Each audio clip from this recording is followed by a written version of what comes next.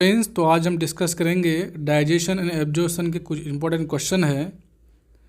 तो सबसे पहला क्वेश्चन है कि which juice secreted by organ of alimentary canal play important role in digestion of fat, यानी फैट के डाइजेशन के लिए कौन सा जूस इम्पोर्टेंट रोल प्ले करता है। तो वो होता है bile juice and pancreatic juice. तो इसका राइट आंसर है bile juice and pancreatic juice. कुछ एक्सप्लेनेशन दिया है उसको देखते हैं। जैसे bile juice and pancreatic juice जो है फैट का डाइजेशन में हेल्प करता है। अब बाइल जूस बनता कहाँ पे है? लीवर में, और गोल ब्लाडर में स्टोर रहता है। एंड पैनक्रियाटिक जूस जो होता है पैनक्रियास से निकलता है। इसमें कुछ एंजाइम होते हैं पैनक्रियाटिक जूस में। तो क्या क्या एंजाइम होगा? तो एमाइलेज है, ट्रिप्सिन है, पैनक्रियाटिक लाइपेज है, न्यूक्लियस है और एंड लाइपेज है। ये सारे क्या है? पैनक्रियाटिक जूस में एंजाइम होते हैं। उसके बाद बोलता है कि secretion of pancreatic juice regulated by hormone, यानी पैनक्रियास से जो जूस का सेक्रेशन होता है उसको कौन रेगुलेट करता है, मतलब कौन मदद करता है करने का मतलब है तो सेक्रेटिन एंड कोलेसाइटोकाइनिन। एंड लाइपेज जो होता है फैट का डाइजेशन में हेल्प करता है। नेक्स्ट है टाइलिन, जो डाइजेस्टिव एंजाइम है सलाइवा में पाया जाता है।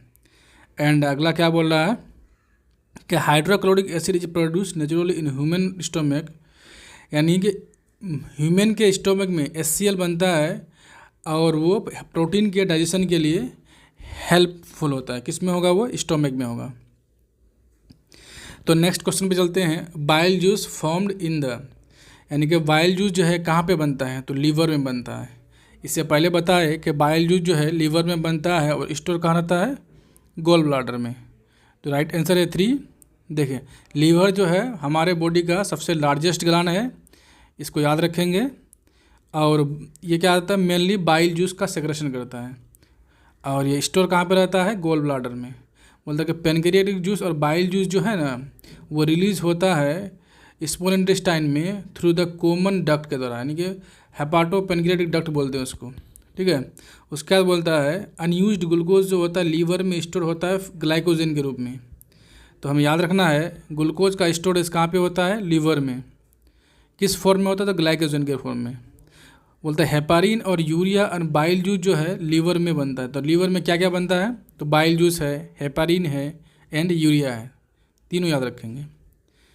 ओके। तो ये है गोल ब्लाडर और ये दोनों डक्ट है जो लीवर से आ रहा है, क्योंकि लीवर जो होता है 2 लोब होता है लोवर का। तो एक लोब से एक डक्ट, दूसरा लोब से दूसरा डक्ट, तो दोनों मिलके बनाते हैं क्या?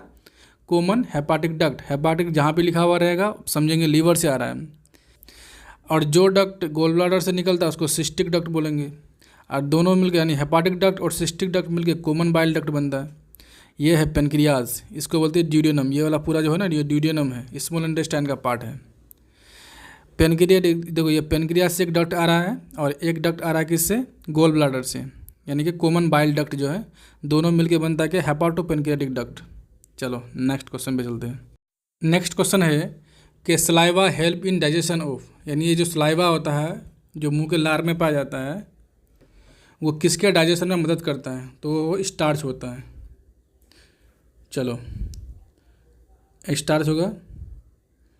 और इसका देखो एक्सप्लेनेशन दिया हुआ है कि सलाइवा जो होता है वाटरी सब्सटेंस है एंड सलाइवा में 98% वाटर होगा।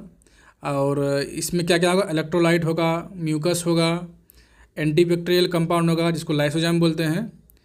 एंड बोलता है सलाइवा में जो है स्टार्च के डाइजेशन में हेल्प करता है। सलाइवा जो है स्टार्च के डाइजेशन में हेल्प करेगा। और सलाइवा में क्या होगा? Amylase, enzyme amylase. एमाइलेज ही जिसका दूसरा नाम है टाइलिन, टाइलिन यही स्टार्च के डाइजेशन में हेल्प करता है। देखो यहाँ पे दिया हुआ है कि माउथ है, ये ऊपर वाला को हार्ट पार्ट, नीचे वाला का बीच में जो होगा ना फिंगर लाइक दिखाई देगा उसको अवला बोलेंगे। फिर टंग होगा, फिर टिथ होगा। याद रखेंगे सलाइवरी ग्लैंड जो होता है 3 होता है। एक का नाम है सबलिंगुअल, सबमेंडिबुलर और पेराटॉइड। नंबर में 3 होगा लेकिन सभी पेयर में होता है, 2-2 करके होता है। ठीक है। स्मॉल इंटेस्टाइन का पार्ट याद रखेंगे, ड्यूडेनम, जुजेनम, इलियम होता है। उसी तरह लार्ज इंटेस्टाइन का पार्ट याद रखेंगे, पहले होता है क्या? Ascending, transverse, descending, sigmoid. ठीक है, हो गया। नेक्स्ट क्वेश्चन है, in buccal cavity of human digestion of which of the following get started, यानी मुंह में, कहने का मतलब बक्कल कैविटी जो है, बक्कल कैविटी में इनमें से कौन सा है जिसका डाइजेशन स्टार्ट होता है वहीं से, बक्कल कैविटी से? तो ये होता है कार्बोहाइड्रेट। देखो यहाँ लिखा है ह्यूमन डाइजेस्टिव सिस्टम जो होता है उसमें दो पार्ट होता है, एक होता है एलिमेंट्री कैनाल, एक क्या होता है एसोसिएटेड ग्लैंड। तो एसोसिएटेड ग्लैंड क्या होगा, जैसे पैनक्रियाज हो गया, लीवर हो गया, ठीक है। एसोसिएटेड ग्लैंड उसको बोलेंगे जो डाइजेशन में हेल्प करता है। और एलिमेंट्री कैनाल माउथ से स्टार्ट होकर एनस तक जाएगा। देखो माउथ होगा, उसके बाद होगा ऑसिफेगस होगा, उसके बाद स्टोमक होगा, उसके बाद स्मॉल इंटेस्टाइन होगा, फिर लार्ज इंटेस्टाइन होगा, तब जाके एनस होगा। याद रखेंगे कि डाइजेशन ऑफ कार्बोहाइड्रेट जो होता है ना बक्कल कैविटी में ही बिगिन होता है, नहीं स्टार्ट होता है। अब फैट का डाइजेशन कहाँ पे होगा, स्टोमक से स्टार्ट होता है। लाइपेज जो है ना ये एक डाइजेस्टिव एंजाइम जो फैट का डाइजेशन में हेल्प करता है। और डाइजेशन ऑफ प्रोटीन जो है स्टोमक एंड ड्यूडेनम में स्टार्ट होता है, ठीक है। यानी स्टार्ट तो होगा किस में, स्टोमक में, ख़त्म कहाँ पे होगा, एंडिंग कहाँ पे होगा, ड्यूडेनम में। पेप्सिन की बात कर रहा है, पेप्सिन प्रोटीन के डाइजेशन में हेल्प करता है। अगला क्वेश्चन बोल रहा है what is the role of mucus secreted by stomach. Stomach में जो म्यूकस सेक्रेट करता है उसका क्या रोल होता है? तो to protect the lining of stomach, ठीक है। यहाँ पे वो ए दिया है, दैट मीन्स के 1 होगा, ठीक है। देखो जैसे ये स्टोमक है, मान लिए ये ड्यूडेनम है, ये एसोफेगस है। स्टोमक में क्या होता है, HCl होता है। HCl जो होता है एसिडिक होता है। ऐसे HCl को अगर तुम्हारे हाथ में गिरा दिया है किसी बॉडी पार्ट में ना, पूरा जला देगा। तो स्टोमक में जो HCl होता है तो क्या उसको स्टोमक को पूरा गलाता नहीं है,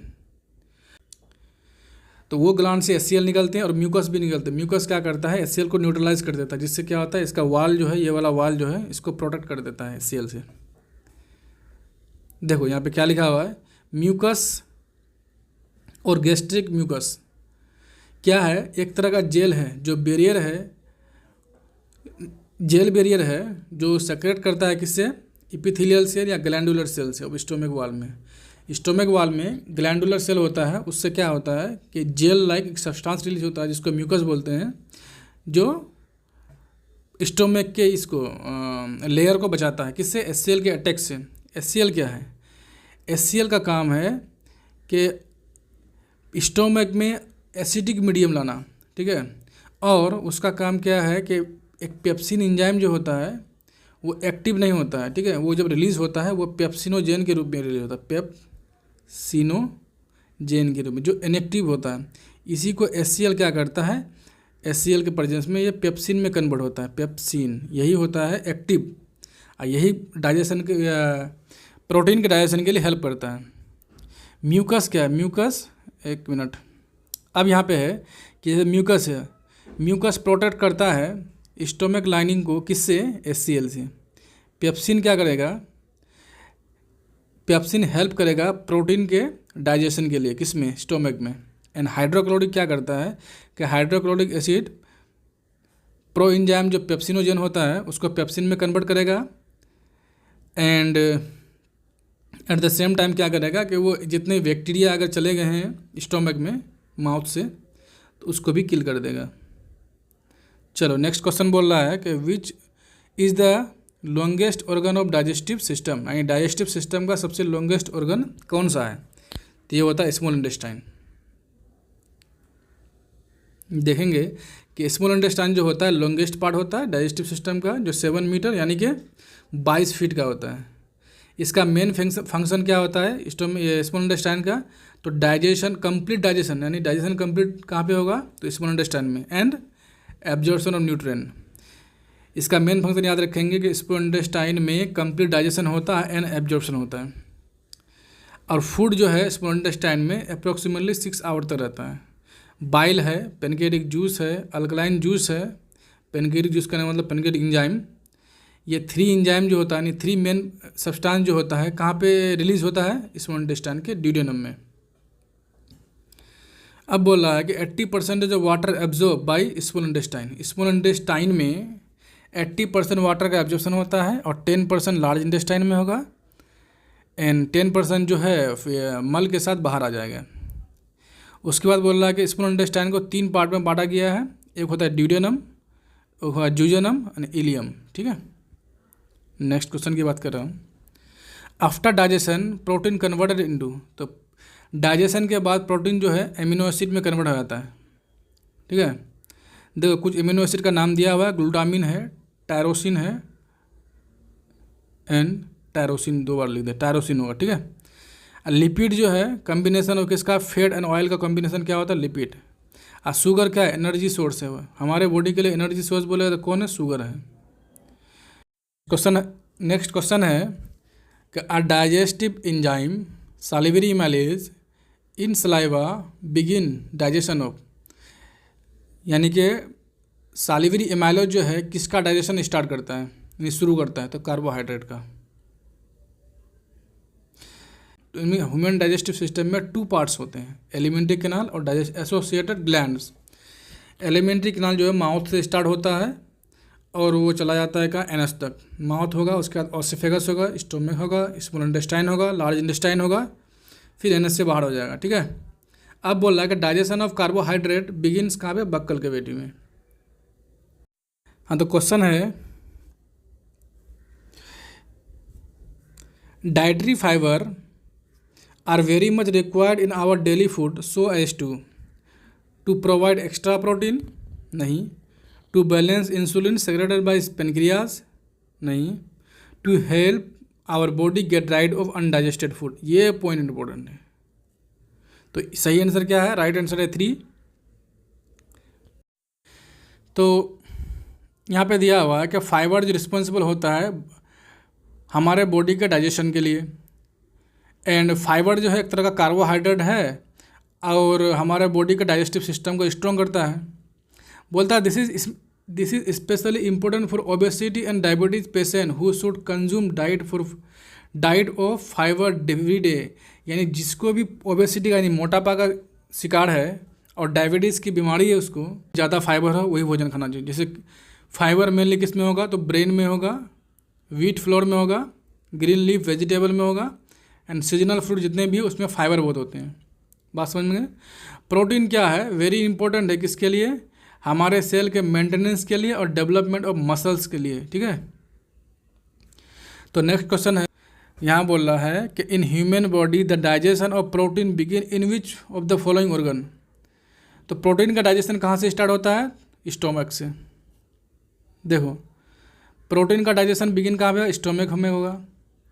स्टोमक में क्या होता है, पेप्टिक सेल और चिफ सेल होता है जो सिक्रेट करता है प्रो एंजाइम पेप्सिनोजेन, इसी को पेप्सिन में कन्वर्ट करता है HCl। ठीक है, ये होता है इनएक्टिव, ये और पेप्सिन हो जाता है एक्टिव, HCl के परजिस में एक्टिव हो जाता है। अब बोल रहा है कि एंजाइम पेप्सिन होता है रिस्पॉन्सिबल प्रोटीन के डाइजेशन के लिए। अब पेप्सिन कन्वर्ट कर देता है किसको, प्रोटीन को प्रोटियोसिस एंड पेप्टोन्स से। और दूसरा सेल होता है क्या, पैराइटल सेल या ऑक्जेंटिक सेल जो HCl रिलीज करता है और इंट्रांसिक फैक्टर को रिलीज करता है। ये होता है इसमें स्टोमक में होगा। नेक्स्ट क्वेश्चन है कि which of the following type of cell is present in the human gastric gland. Human gastric gland में इनमें से कौन कौन सा सेल है जो प्रेजेंट होता है, तो म्यूकस नेक्स सेल होता है, पेप्टिक और चिफ सेल होता है, पैराइटल और ऑक्जेंटिक सेल ये भी होता है। तो इसका मतलब ए नंबर सही है। देखो टोटल 4 होते हैं, mucus cell, parietal cell, chief cell, endocrine cell.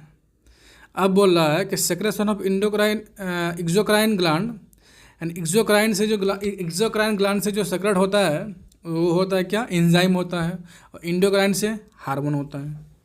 तो एक्सोक्राइन ग्लैंड क्या क्या होगा, तो पैराइटल हो गया, चिफ सेल हो गया एंड गैस्ट्रिक जूस रिलीज होगा इससे। ठीक है, यहाँ पे लिखा है कि endocrine cell secrete hormone like gastrin.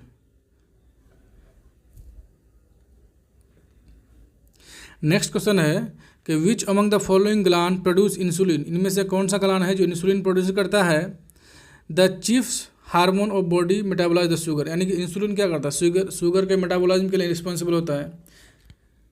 तो हमारे बॉडी का कौन सा ये ऑर्गन है जो इंसुलिन को रिलीज करता है, सेक्रेट करता है, तो वो होता है ये पेनक्रियाज। देखो पेनक्रियाज जो है परफॉर्म करता है बोथ एक्सोक्राइन एंड एंडोक्राइन दोनों, यानी हार्मोन और इंजाइम दोनों रिलीज करता है। कौन? पेनक्रियाज। इंडोक्राइन पर्सन जो है, जो हार्मोन रिलीज करता है, जैसे इंसुलिन हो गया, ग्लूकागोन है, ये शुगर लेवल को बैलेंस करता है। एक्सोक्राइन पर्सन जो है पेनक्रियाटिक जूस को रिलीज करता है, जहाँ कहाँ रिलीज करेगा? ड्यूडेनम में, थ्रू द पेनक्रियाटिक डक्ट, और ये डाइजेशन में हेल्प करेगा। इंसुलिन क्या है? एक तरह का पेप्टाइड हार्मोन है जो बीटा सेल से रिलीज होता है। याद रखेंगे कि इंसुलिन कौन सा सेल से रिलीज होगा? बीटा सेल से।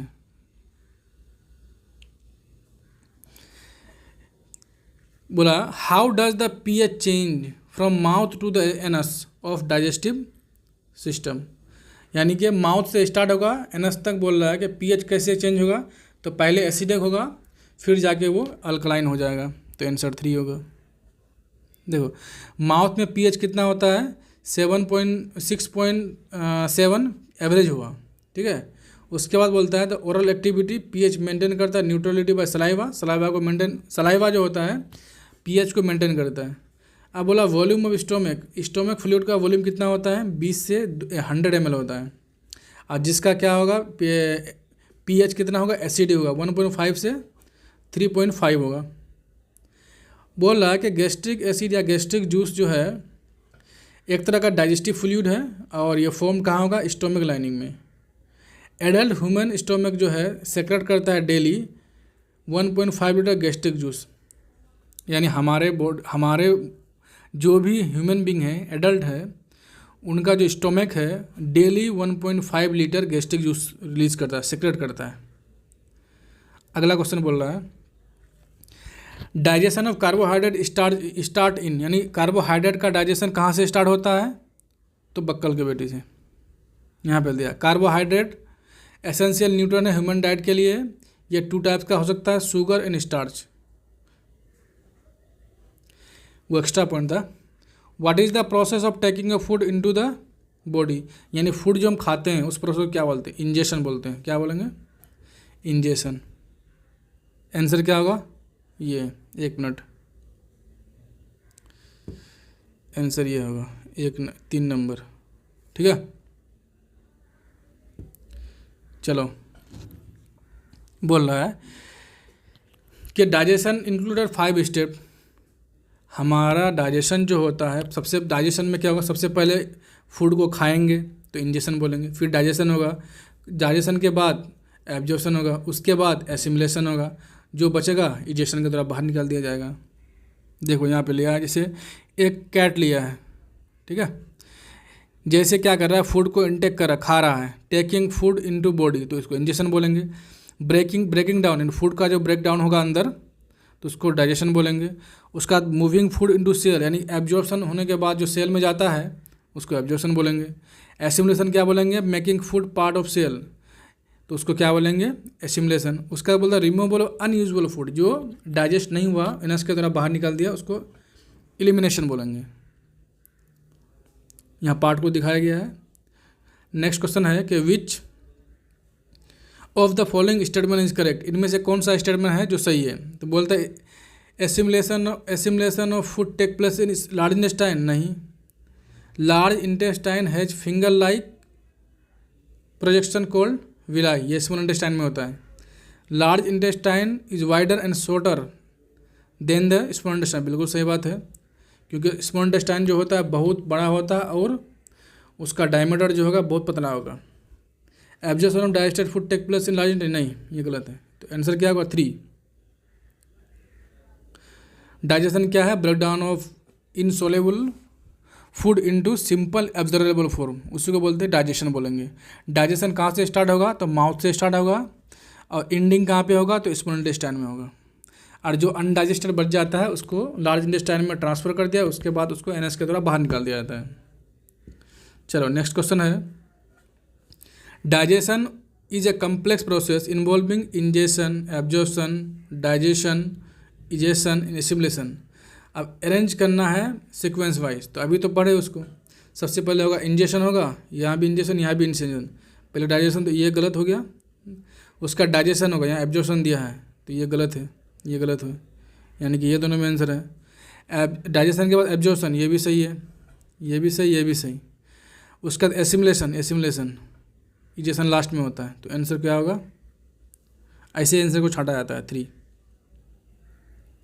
वही चीज़ लिखा हुआ है यहाँ पे। ठीक है, water from undigested food absorb mainly इन, तो सॉरी स्टोमक में नहीं होगा, फूड पाइप में नहीं होगा, स्मॉल इंटेस्टाइन में नहीं होगा, लार्ज इंटेस्टाइन।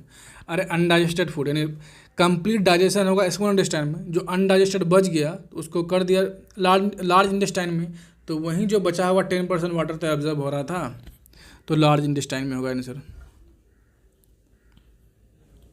तो नेक्स्ट क्वेश्चन है कि which part of digestive system help in absorption of water and some salt from the undigested food material, बताओ। तो ये होगा लार्ज इंटेस्टाइन।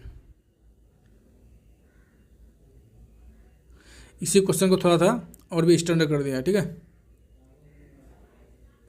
यहाँ पे देखते हैं कुछ एक्सप्लेनेशन दिया हुआ है कि डाइजेशन जो होता है माउथ में बिगिन होता है यानी स्टार्ट होता है। ऑसोफेगस जो है कनेक्ट करता है माउथ और स्टोमक को। देखो ये हुआ माउथ, ये हुआ स्टोमक, तो यहाँ इस दोनों के बीच में जो पाइप होता है उसको ऑसोफेगस बोलते हैं, ठीक है।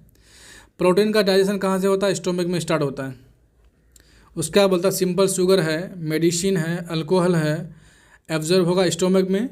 और न्यूट्रिएंट जैसे nutrient digestion food absorb in small intestine, यानी कंप्लीट जो एब्जॉर्प्शन होता है कहाँ पे, स्मॉल इंटेस्टाइन में होगा।